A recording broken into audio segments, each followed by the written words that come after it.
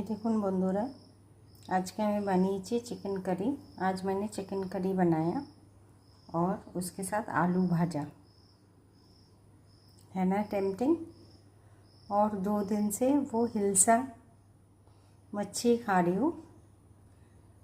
ওই ইলিশ মাছটা সর্ষে দিয়ে বানিয়েছিলাম, ওইটাই খাচ্ছি, খুব ভালো লাগছে।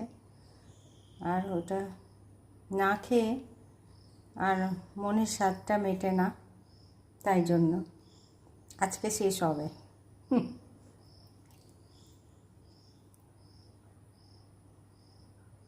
একটা কথা মনে পড়ে গেল যে যতই তুমি ভিডিও ছাড়ো, যত সব জানা পরিচয় লোকেরা কোনো দেখবে 10 বার তোমার ভিডিওগুলো, কিন্তু লাইক করবে না, কমেন্ট